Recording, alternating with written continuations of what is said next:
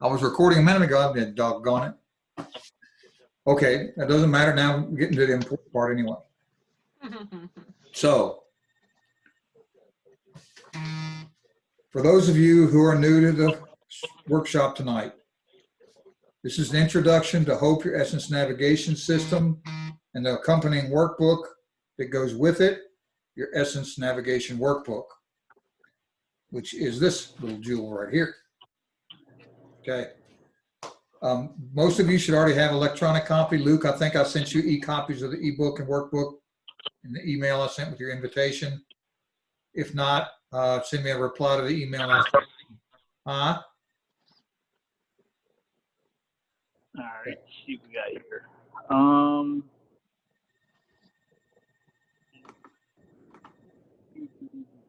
If not, let me know. Yeah, I just had the YouTube thing. Okay. Okay. Well, I'll send you a copy of the ebook and workbook after our call tonight. I'll make sure you get it. Okay. So last week we left off with honesty. So the introduction here is this, Luke. Everybody else has already heard this, but I'll let you know what this is. What we do here is we help people to develop an understanding of who they are and where they want to go. The HOPE formula is a multifaceted approach to your life, really. And it has 4 parts, 5 parts, really. There's 4 pillars: honesty, omnipotence, pure love, and essence. And the 5th part is a strategic plan for how you're going to take the things that you learn in these workshops and put them into a strategy that you write down, actually, with a vision of your life, a mission, goals, and objectives for where you're going to go. So we go through this book and we go through this workbook. Inside the workbook are all the assessments that you do within the guide. There is an affirmation journal in here where we do our affirmations. And there is a actual thing in the very back at the end, toward the end, where we go in and we actually do our strategy with mission and goals for achieving our essence toward the end of our workshops together. When we did this last time with Seth, we didn't quite get to the goals and workshops, did we, Seth? We didn't get that far. We decided to go back and start again. So we're doing a repeat of the workshop so we can make sure everybody gets what they need in these exercises. This is self-paced. It's not a rush job. It's nothing like that. I do these things without any expectation of reciprocity. I do these things with love out of my heart for you and for your purpose. So we went through an introduction last time about this. Luke, I want you, when you get a chance, if you're going to continue to do these workshops, which I hope that you will, and people that are on this call know there's a different meaning for hope for us who have started these workshops. Hope is not a doubtful outcome. Hope is a positive outcome. When I use the word hope, you will achieve. I hope that you will get a blue ink pen and a notebook, or use the workbook that you've got when I send it to you, print it out and write in blue ink. Because as you read the book, you'll understand that blue ink is a very powerful color, one to be taken with very serious thoughts and processes as you write with it. So last time I asked you to read the chapter, I actually asked for everybody to read the first 3 chapters of the book and try to get up through page 41, which is beginning into the actual chapter on openness. So I want to ask, did everyone get a chance to get through honesty? Yes, okay. So when you do an honesty assessment, when you look in the mirror and you actually start to reflect. Now I know Wanda's done hers, no Seth and Shan have done those honesty assessments. Things begin to come to light in the reflection of yourself. Sometimes it's scary. Sometimes it's enlightening. Sometimes you get angry with yourself. And sometimes you kind of smile at yourself and joke, which is what I hope some of you can do. Because you've got to find some humor in this thing, right?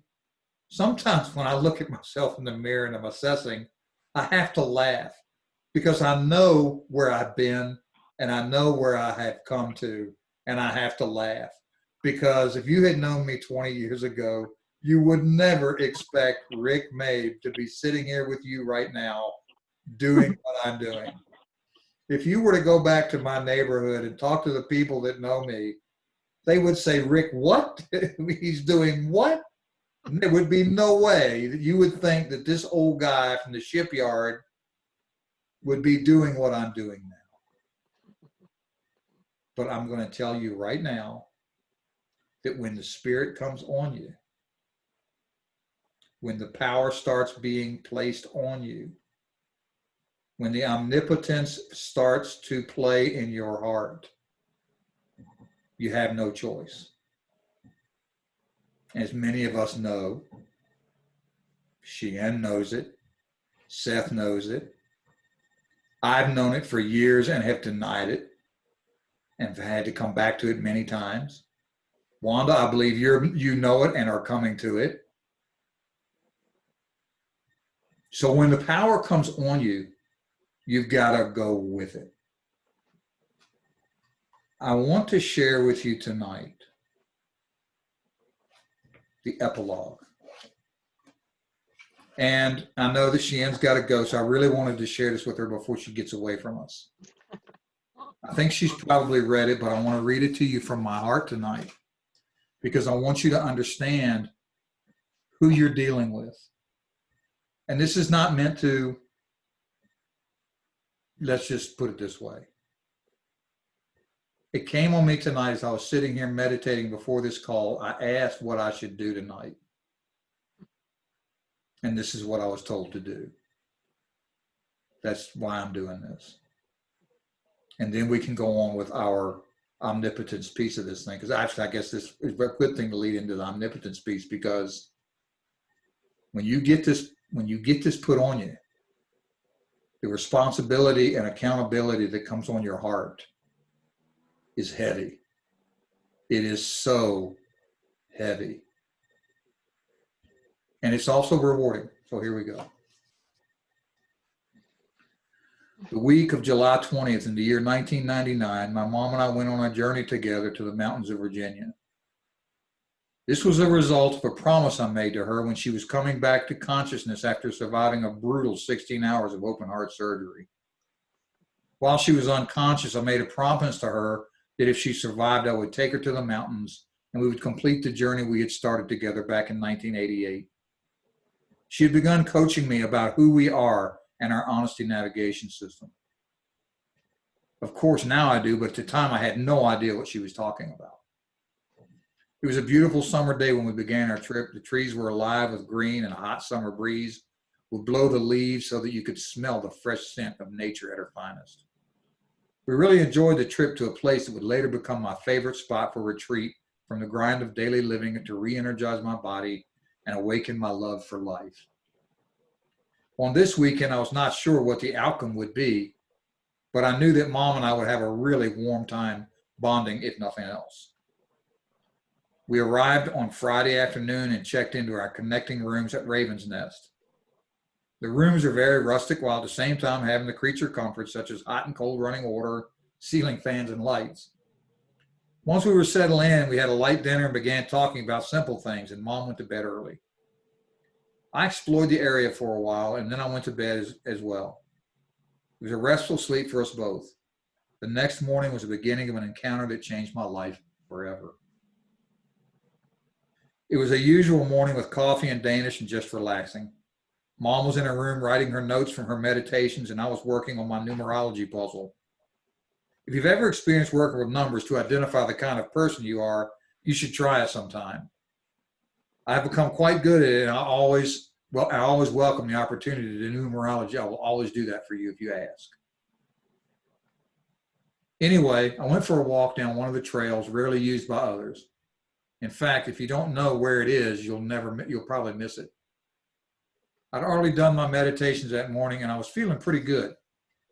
As I was leaving the easy part of the trail and beginning to ascend into the rocky landscape, I could see, hear, and feel the quiet power of nature.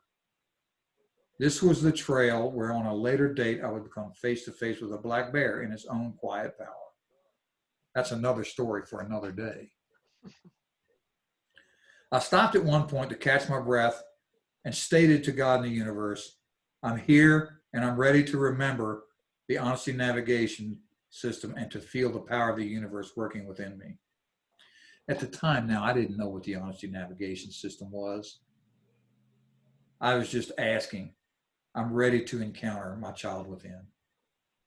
So I continued on and I was making a descent into one of the valleys of a switchback, in the trail when I suddenly felt a shift in the pattern of the trail. The physical things didn't change, but the atmosphere was changing. Things became clearer and closer. I could see the tiniest details in the moss on the rocks, and I could sense the energy in the trees. I raised my arms to heaven because it felt so good. What happened next can only be described as a miracle. As I had my arms outstretched, I suddenly felt a surge of energy beginning to penetrate my skin. It began at my fingertips and my head. You know how you feel the hairs on the back of your neck and arms stand up when you are scared or when you have an eerie feeling? It was like that, only this was about 1,000 times stronger than that. It was so intense that it brought a smile to my face and tears to my eyes. I've never been so happy in all my life. I was being touched by the energy of life from our Creator, and all I could do was stand there and allow myself to be bathed in that wonderful light and energy. If I could compare the feeling I was having with anything else I've ever experienced, it would be something like building up to having an orgasm over and over. I was stunned and humbled by a sudden understanding that we are creations of a higher entity than we would ever conceive of without opening our hearts to our Creator. All I could think of that moment was I needed to get back and tell Mama what I'd experienced. So I began my hike back to Raven's Nest. Well, it wasn't so much as a hike as much as it was a flight. I remember the feeling of lightness that I've often felt when dreaming of flying, except in this very real moment, it was more of a floating sensation. I could not feel my feet on the ground, but I was walking because my leg movement said so. As I exited the path and began to walk down the hill, I realized how high I was in the air. I felt like I was 20 feet tall. I could see so much from my vantage point. The trees seemed shorter and the landscape broader. It was like looking at my surroundings as if I was holding one of those round holiday globes where you could even peer inside and could see everything in one view. Or maybe a better description would be like having the view you get when you are riding a skyline cable between two mountains. Everything was so clear and so beautiful. As I approached the Raven's Nest, everything began to gather back in, and I found myself firmly planted on the ground and walking with my normal stride. Wow. Was I going crazy, or was I beginning to unravel my own truth? I explained to my mom what had happened, and she suggested that I write what I saw so I would not forget. I spent the next hours documenting what I was feeling, seeing, and hearing while I was on that trail. At that moment, I vowed to work to be connected with that energy I experienced. We are very powerful human beings with a connection directly to our Creator that can no longer be denied. In the afternoon, I began to really focus on my connection with our Creator within the universe. I went out and sat on the balcony of my little room and began to breathe as my mom had taught me and began to meditate, much like we were doing earlier to clear ourselves for our class. I spent about 30 minutes getting to the state of mind that opened my heart to receive. For years, I've been trying to find the light that my mom often spoke about, and she had been my coach. She would coach me about to do it. This began in 1985 as she was beginning to make discoveries on her own and was sharing her visions with me and a few others. Anyway, I asked to be shown what I needed to become my Honesty Navigation System. I finally reached a state of consciousness that opened my mind to receive images from the universe. I was in an alpha state of mind. While I was in the alpha state of mind, I saw an image of a man standing on the ground. And as I stood watching, I saw a cloudy kind of tunnel looking thing beginning to exit the man's forehead. Suddenly, I was inside this tunnel. It reminded me of intestines, or better, yeah, an umbilical cord maybe. The inside of it was white with a soft pink highlight. As I was looking into this tunnel, I realized that the tunnel was now connected to my forehead and that I was seeing into that tunnel. But at the same time, I was traveling through that tunnel. This was obviously a hologram spoken about in the quantum physics books. It says that you can be in two places at exactly the same time and be aware of that. Anyway, I was feeling like I was being given a piece of knowledge that would change my thinking forever about our lives, our world, and what we can do to change reality. And indeed, it did just that. Suddenly, I turned a corner, and there before my eyes was a beautiful light, and it was indeed warm to the view. Now my view shifted away from being in a tunnel, and I was looking at the picture more as an observer again. What I saw was very exciting, and it's an energy coursing through my body. The tunnel connected to the man's forehead actually had an eye attached to it at the end. If you can imagine a picture where you can fly through beautiful pink clouds with glimpses of blue and then soaring through a tunnel to reach a destination where all things can be seen, that's what I was experiencing. I was looking at our world from the vantage point of a creator rather than a participant, and I knew at that moment that I was indeed connected to our creator, to who we think of as God, and he wanted me to be there. He wanted me to build on my knowledge and share the power of that with others. God wanted me to be a teacher. He wants me to be a teacher of our souls and our minds, and I woke up. I was exhausted. I went to talk to my mom about what had happened next. Literally, y'all, what happened next literally shook me up so much that my life changed immediately. I drew a picture of what I was seeing, and when I came out of my state of consciousness, I looked at the drawing. I knew I had seen the vision of myself as a creator of wonderful things. I couldn't wait to share with my mom, but the story gets better. As I was walking into the room to reveal what I was experiencing to Mom, I glanced at myself in the mirror and I froze.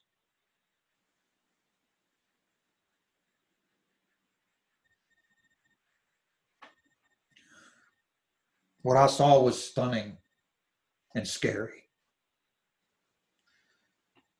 There in the mirror I was, but I was not there. I was changing while I was staring at me. This was another me unfolding before my eyes. I stood there unable to move, and my eyes locked with the image I was seeing, and it literally was changing as I was watching. My face became less wrinkled and my stare was more intense. It was the person that my mother often spoke of that we all have within. It was the child within. It was presence, awareness. It was now. At the same time that this was taking place, I was getting that jolt of energy again that I experienced on the trail. It was an intense throbbing of energy and emotion that overtook my entire being at that moment. I felt that if I did not stop it, I would go insane. So I tore myself away from the mirror and called out to my mom. And I said, Mom, you have to come in here right now to see this. When she came into, she too stopped dead in her tracks and said, who are you? You're not my son. I said, Mom, it's me. She said, you are Son's son, and you found your child within. She looked closer and said, look at your hair. It's different too. When I looked, I was shocked to see that a line of gray hair had appeared right in the center of my forehead, right between and in direct line with the center of my forehead. It was a streak of gray that had never been there before. And even today, with most of my hair gray of age, you can still see that patch of almost white. It's like a patch, and I like to think of it as my wisdom streak.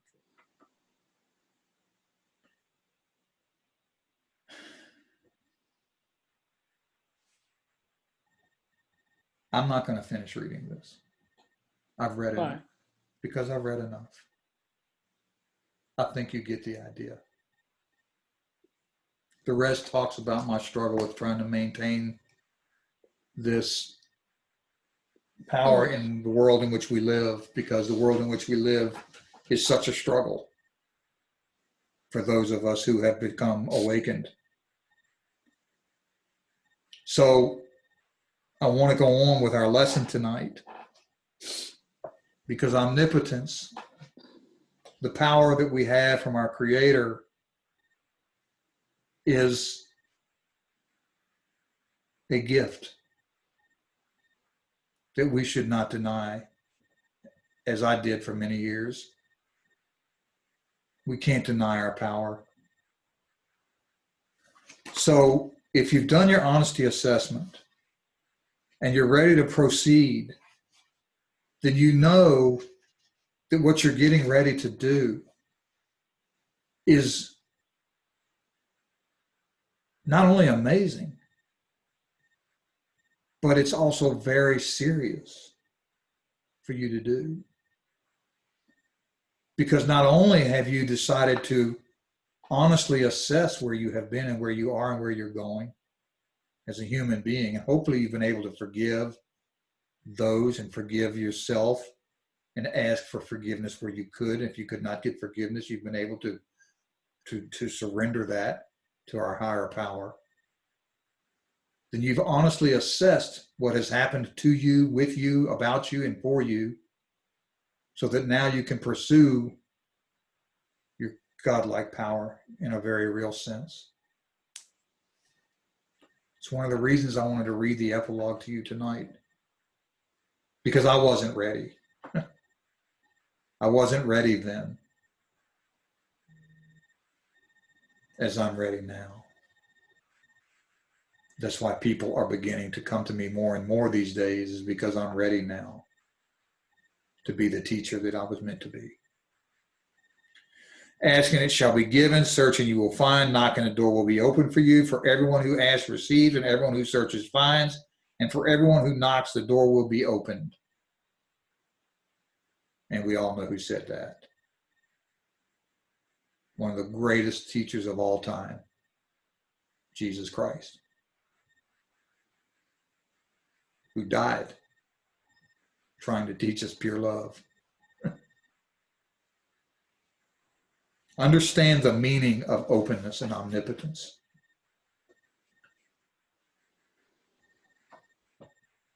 It means miracles. It means that you are miraculous. You are miraculous.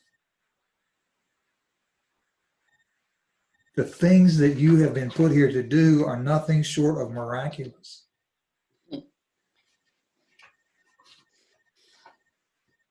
It doesn't matter where you came from, where you've been. It only matters where you're going. You were created in a certain pattern with a certain essence. Through the power of God, you are here to create that which you were designed to do, whatever that might be. You know, there's guys out here who are what some people would consider simple people, right? But they smile every day. They get up at the crack of dawn. They get on their clothes and they go do that task. And if you ask them, they will tell you they were created to be this and that. It's their essence. They drip their essence. And they have a family that loves them, and the family, and they love their family, and she loves her family, and the kids love their daddy and their mommy, because they are of the essence of humanity. Because they've discovered their essences and stuck to their essences, and they're full of dignity and honor and happiness. Can you imagine? You have that power for whatever it may be. You know, people are presidents of the United States.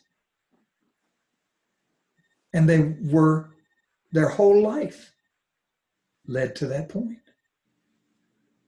in the fabric of existence.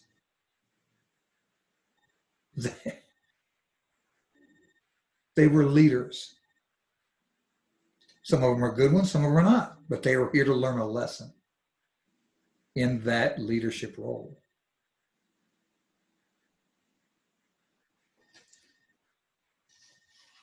Godlike power means you have authority.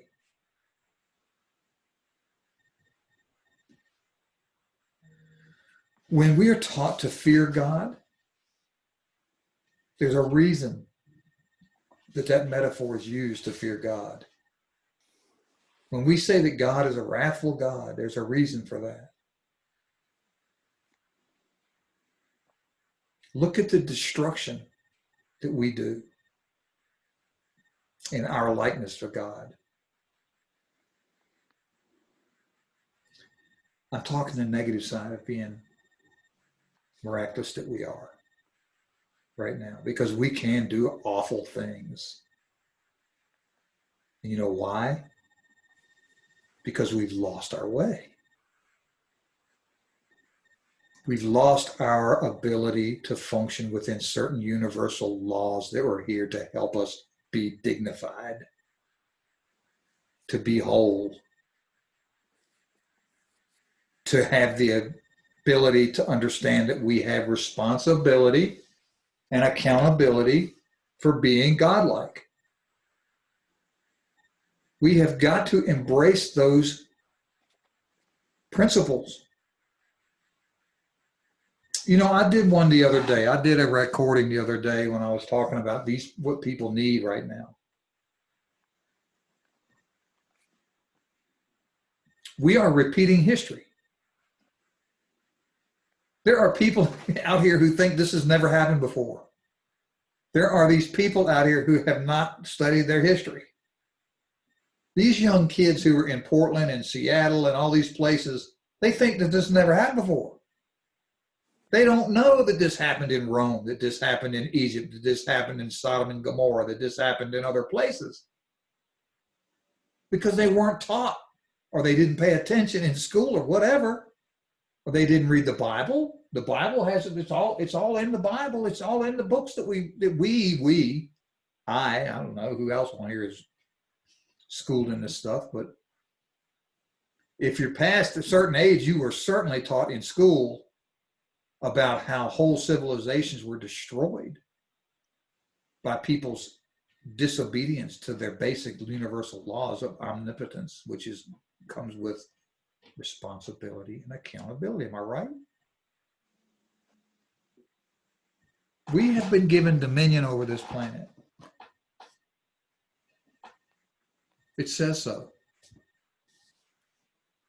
If you read scripture, if you are a scriptural person, then you would say that I am correct in making that statement. That we were given dominion over our earth to take care of our planet. Some people think that means we can do whatever the heck we want to do with it. That's not true. Because without the responsibility and accountability that goes with that dominion over our planet, what happens? We spill tons of oil in the ocean. We blow things up. Beirut just got leveled. Did you guys see that? Beirut got leveled because they were storing some kind of weird, what was it? The nitrate stuff that makes fertilizer, right? The same stuff that boy used to blow up the federal building in Oklahoma was being stored in this building in Beirut. Some enormous amount of this fertilizer chemical that leveled the city almost. Is that being responsible in our creation? Think seriously about that for a minute. Think seriously about what it is that we keep doing in the name of whatever we're doing it in the name of that is causing so much pain and destruction all around us. And how many of us are not held accountable for that? Look at our leaders. It's another example. And I'm not a politician. I'm not going to get into political. I don't do that. I can't do that. I did it one time. It got me in a lot of trouble. It's not worth it. But look what they're doing. They are not being decent. They are not being dignified. They are not doing the honest thing. They are not accepting responsibility and accountability for what they're doing because they are not held accountable. Am I right? They can break laws. They can lie. They can do whatever they want while they're in that office that we hold so above us, and they're not held accountable. You got to ask yourself why, right? Why? They have the power to do things that are miraculous. And yet, they're doing things that destroy so many lives with the stroke of a pen or with the pushing of a red button. I'm not saying these things to make anyone upset. I don't want to get you upset. I don't want you to feel, what I want you to do is feel enlightened by the fact that you have this immense power, because you do. This is something that I think people miss a lot, is that when they go to church and they say that they've got to throw everything down at the foot of God and let God handle it. Well, yeah, to some degree, that's true. But what about what you've got to do? What about what we've got to do? So when you did your honesty assessment, you're looking in the mirror and you're saying, oh my goodness. You know, there's people out here that do terrible things to people. There's people out here that are just awful. They have completely lost their minds, right? And they're out here, they're doing stuff that just doesn't even make sense to a lot of people. What got them there? What got those people there to hurt you in the way they did?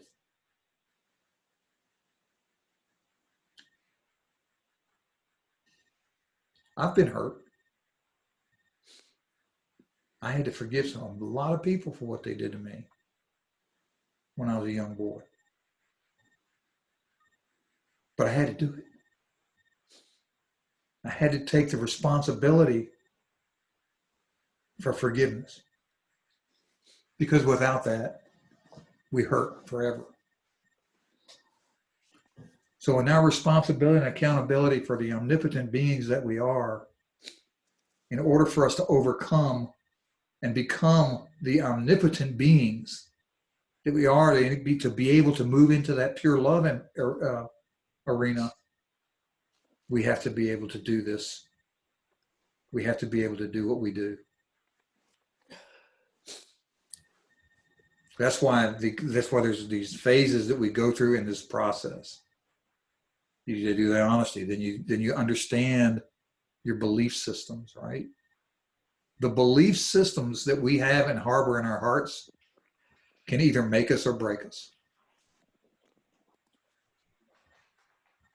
And so we have to come to a point in our lives where we say, I'm going to take on my responsibility and accountability for the things that I know I can do, the things that I know that I can create around me,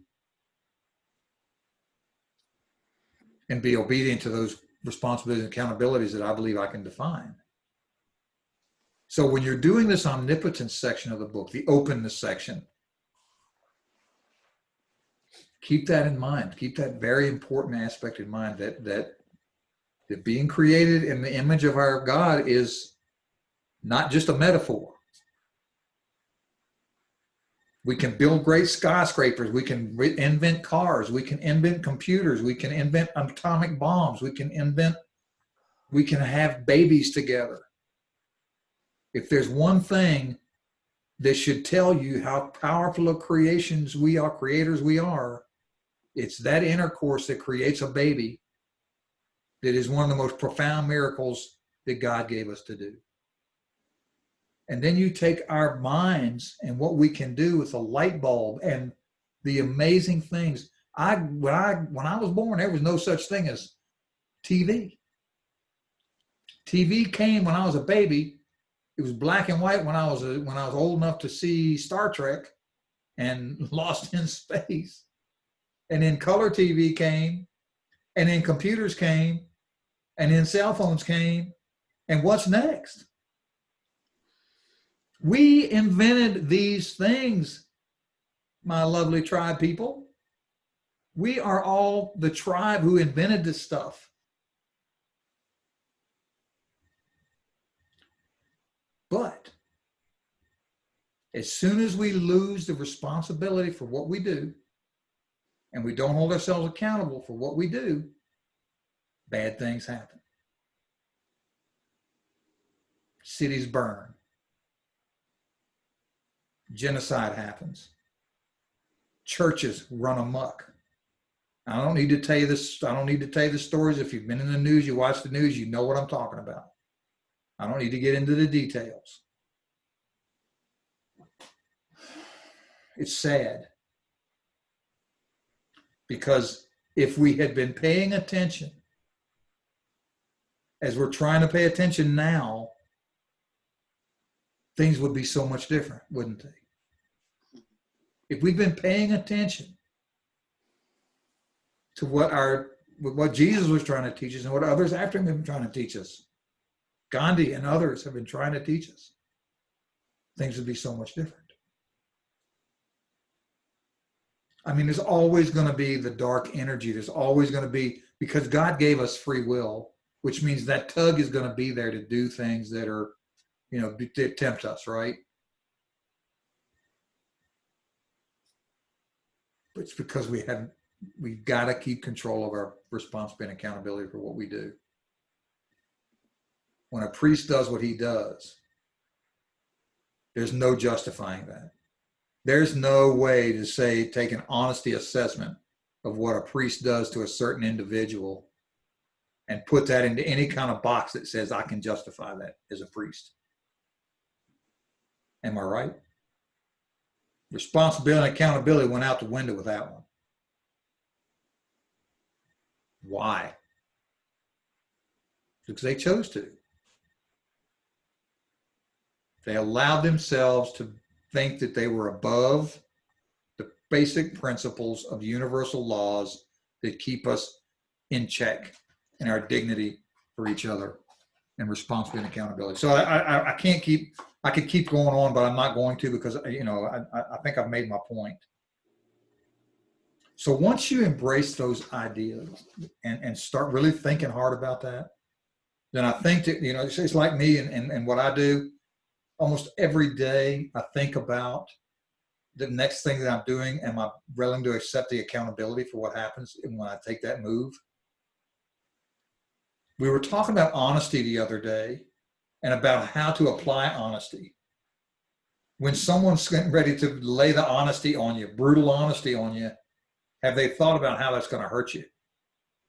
Have you thought about how applying that honesty to someone's emotions is going to cause them to react? That's part of the puzzle. That's part of how to be a decent human being. So now, your belief systems. So let's just talk a little bit about that, okay? There's this guy named Greg Braden who wrote a book called Your God Code and the Spontaneous Healing of Belief. Your beliefs become your reality. There is no doubt, I don't think, in anyone's mind anymore that what you believe, if you believe it hard enough and you practice it hard enough, it's going to become your reality. So there are ways for us to overcome these realities. One of them is from affirmations. We've talked about affirmations, and I'll talk about it a little bit more right quick. An affirmation is different from a prayer. A prayer is where you are asking for something from a higher power to be granted on you. An affirmation is a statement to God saying, this is where I am, this is what I do, this is how I am. This is establishing an authority with God, our Creator, that says, this is what I am, so I expect that from you. This is my essence. You put me here. You gave me the responsibility and accountability to be what I am, so I'm establishing my authority within my essence to be that. So you establish your affirmations that says, what is it? I am a life coach. I am financially well. I am spiritually well, because that is what I am supposed to be. And you will be granted those things over time as you create your belief systems in that. But you have to be positive about it. Begging it's begging. It leaves you in a weak kind of manner. Whereas having a strong affirmation about what it is that you are and what it is that you believe is going to become your reality. There is now a lot of truth and proof and science around what I'm talking about here with the law of attraction and quantum physics and all of these great things that God created. It's amazing the creation that went into our universe and all the things that are around us that give us the power to do the things we do. And I'm not an expert. don't think that I'm some expert that can go in and tell you what the quantum physics thing is. I got books laying right here on quantum physics that I read and try to understand, but I'm no mathematician, right? I just try to understand that I can be here and I can be over there at the same time, kind of like I was explaining to you when I was doing my meditation a little while ago. So anyway, there's a lot of stuff that we have to learn. There's a lot of things that when we begin to accept our role in the fabric of existence, that things can start to be more knowledge given to us and our understanding. We've been held in check by our own belief systems. We truly have been in check because of our own belief systems. Because there are groups of people who want to hold us in check. They want to hold us in oppression for their own unearned wealth and power. Rome burned because of that. Rome burned because of the way that they were treating other human beings. They threw Christians in the arena to be fed by lions, to feed the lions or whatever it was they did. Some pretty atrocious things. Anyway, you get my point? I think you get my point.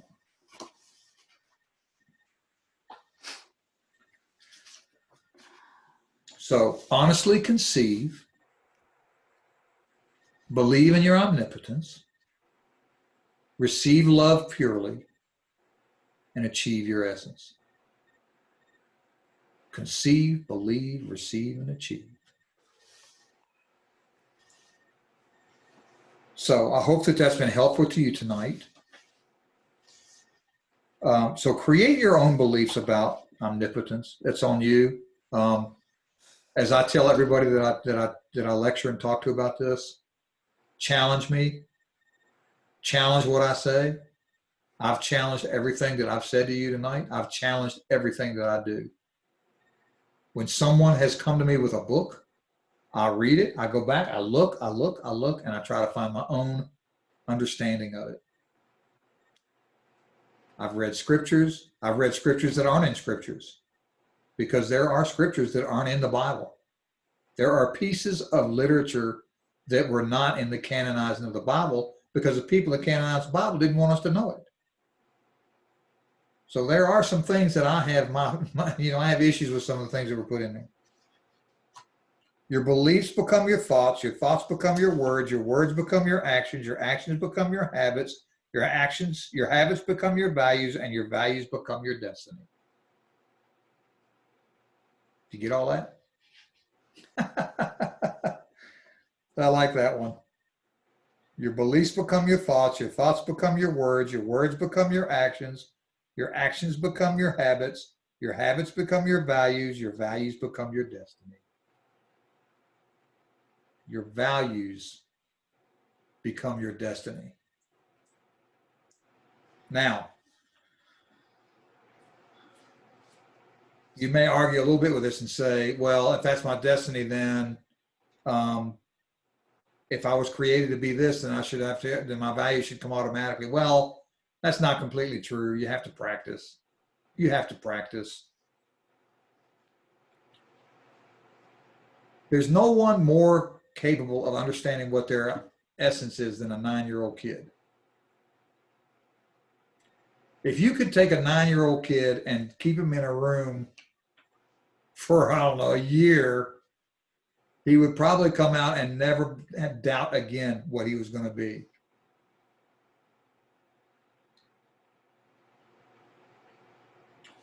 So all this stuff is backed by science. The stuff I'm talking about is backed by science. You know how when you pray, and it's a real good one, I mean a real good one, you get that feeling, you get that energy, you get that touch. That's resonance. That's vibration. When we're in a room full of people in church, or we're in a room and we're all praying about the same thing, we're all affirming with the same thing. I like affirmations now. I don't pray anymore. I affirm. But prayer's fine, you know. Just got to put it in the right context when you pray. You know, I love it when people are in church and they're rejoicing and they're happy and they're positive. Then that energy is undeniable. It is the most powerful thing on the planet when you have a room full of people that are all resonating at the same frequency. In my book on page 56, you're going to see a diagram that I developed. It shows what it is to be in resonance and how to be balanced. So I want you to study that if you would. It applies to groups as well as individuals. So in wrapping up tonight, I want for you to do the actions on doing your omnipotence. Remove the clutter. Develop your list of words and phrases to get to your happy place. So one of the things that you've got to do to help remove your clutter is you've got to define what your unhappy things are you can't control and the unhappy things are that you can control. Because you know that there are things that people do that you can't control.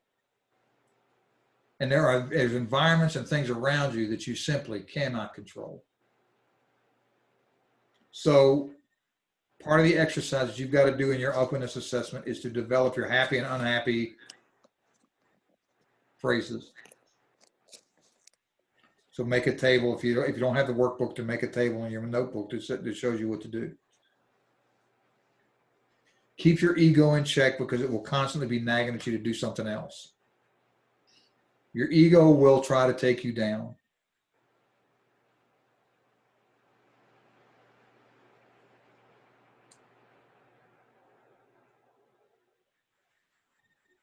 For the things that you cannot control, pick one every day and decide that you're not going to own it. You can't own the things you can't control. They don't add value to your life. They may have impacted you at some point, but it doesn't need to impact you anymore. You can't let it own you. You cannot own what you can't control. Thoughts are just thoughts, and you can control how your ego impacts your daily life. Don't let your ego get in the way by letting it control your life. Then pick things in your life that you can take control of and develop a positive affirmation about how you're going to make that thing a positive thing in your life. For instance, if you're poor, don't say I'm poor, say I'm rich. Start putting that in your head. I'm rich, I'm rich, I'm rich, I'm rich, I'm rich. Or say I'm a millionaire, or I earn $5,000 a week, something like that. Okay, so the summary of the omnipotence and openness is every human being has been designed to have a direct connection with the universe and creator. That connection is formed with energy. The use of affirmations coupled with hope to make the connection causes results. We understand the science of frequencies, which can have power increasing results or negative results, depending on how those frequencies resonate. Affirmations are different from prayers because they assume in their presentation that the thing we are requesting has already happened. We must clear away the clutter that causes static in our energy system before affirmations will work. We know that there are things in our lives that we cannot control, and therefore, we must not take ownership of those things. The opposite is true of the things that in our lives that we can control. We have to define our affirmations about our omnipotence, and we promise ourselves to exercise omnipotence in our daily lives. And there you have it. So that's your omnipotence. I'm willing to take any questions anybody may have. Any comments?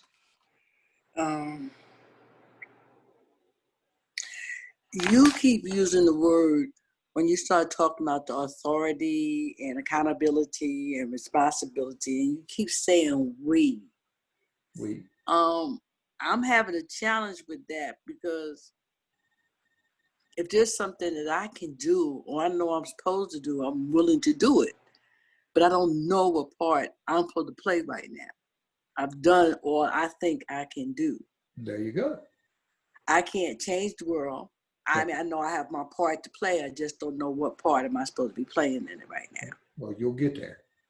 But we ain't do all this. Maybe if I would have been a little bit more responsible, and maybe if I would have gotten to a lot of stuff, maybe I would have done things differently. But oh yeah, me too. Trust me. But you know what? This is August the 18th, 2020, is it not? Yes. Okay. So, what part am I supposed to play in this right now? What you doing? What you doing right now? See, here's the thing. Live in the now. We have to live in the now. Okay.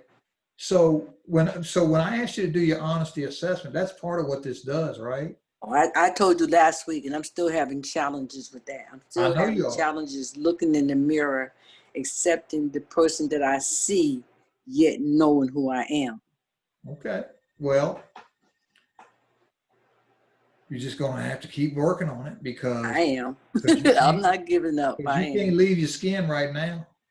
That's not the plan. I'm going to do the best I can. I'm here to give a story, so I'm good on that one. But when I look in that mirror, it's like, I know you're better than this. I know you're better than this. Okay, well, and I think that's part of what this is. If Seth wasn't snoring right now, we could probably get him to help us with that. He's sound asleep right now, so I think I helped put in. I think he's relaxed. He loves me so much that he feels comfortable sleeping with me watching him. So he's a brother right now. So he needs his rest. But he's gone through that, and it scared him. What he saw, it scared him, and he told me it scared him, and he told me about what he saw, and he didn't like it. But once he kept looking and kept thinking about himself and about what was really there. Because here's the thing, we've all got that nugget. We've all got that nugget, Wanda. And it's called love and pureness. You're there. Yeah. Okay. You're there, baby. You're there. I know you are, and you know you are. So it's just a question of, it takes time. I mean, I didn't even start doing this until I was 42. In a serious way. Don't get discouraged by this now. Oh, I've been doing it all my life, so that's why it's so different. Whereas I've been doing it all my life, for me not to be doing it now is why I know I'm better, because I have been it. I walked that path. I walked that route. I was responsible. I did the part that I was supposed to play. This little timing right now is new to me. So I'm doing the best that I can, but I'm this spoiled little girl who has been blessed all my life and have walked the path of being blessed.